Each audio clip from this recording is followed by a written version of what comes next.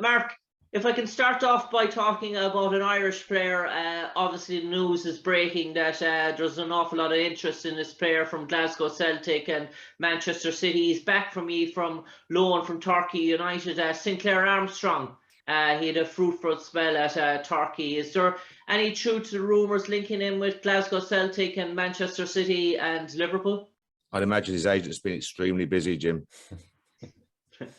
Okay, in terms of that, so Mark, we're going to just in terms of while he was at Turkey United, he scored an awful lot of goals. He hit the ground running. Were you impressed with what he delivered at Turkey? I think he scored 2 in 8. Is that right, Jim? Yeah.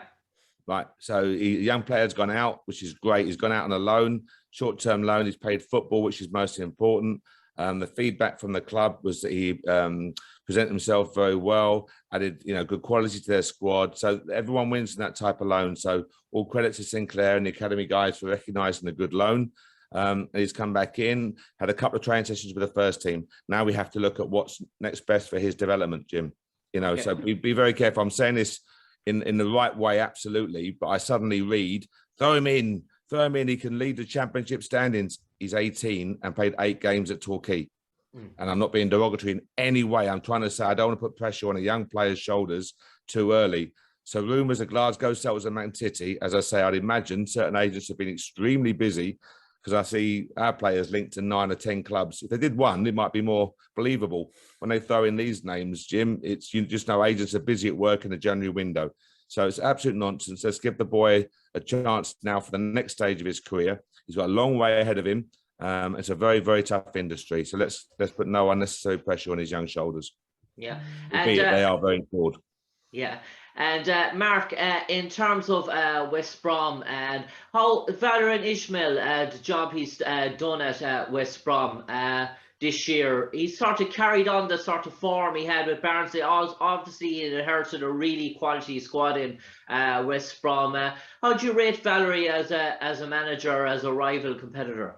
I'm always going to talk. I know how hard it is at any club for any manager. So I'm always very respectful, Jim, in that respect of the job they do. To go into a club like West Brom, it's a very different proposition than Barnsley.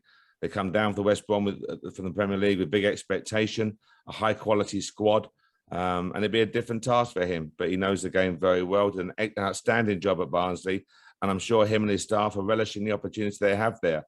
But it's that expectation. At Barnsley, they were fighting and everyone said punching above their weight. Now West Brom are expected to be pushing for automatic return to the Premier League. So that's a different mindset. But he's got the playing career and playing pedigree CV to deal with that mindset, Jim. So we know we face a very well-organised, experienced manager. And same with the players, we have to meet that challenge. And Phil mentioned previously how the table has got tight again and has got fairly congested.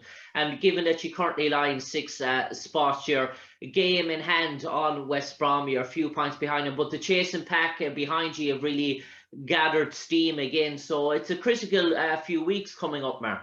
Yeah, we're 1 point behind, Jim. It's not a few points behind. You're 1 point behind. And that's the nature of it. You have the chance to go 2 points ahead. They'll be saying they have the chance to go 4 points ahead. That's the nature of it. All you can do is worry about the next game. Nothing else comes into focus. It's irrelevant right now. Just focus on tomorrow, the opportunity we have, and recognise the opportunity they will have as well. So we've had big games in the past this season where every game is important. But it's 3 points off of Jim. I said earlier to Hector, to Phil, you don't get 5 points for beating one of the top 6. You get 3 points. It'll be the same against Coventry, same against Reading, same against Millwall. So just concentrate on tomorrow and hope to deliver a good performance, get the right result. And Mark, I spoke to you previously about the African nations, and we obviously know its impact to G in Queens Park Rangers with a few sorts of departures. Obviously, you had a while to plan for that in terms of knowing the players that would be departing. So, you made the transfer market during the summer. You were active in the final few days. You brought in Andre Gray.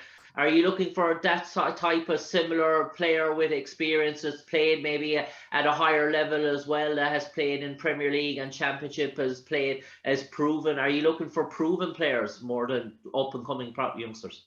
That will all be revealed, Jim, when the new player comes in. That's the best way to answer that question. Okay, Mark, I'll leave it at that. Thanks, Jim.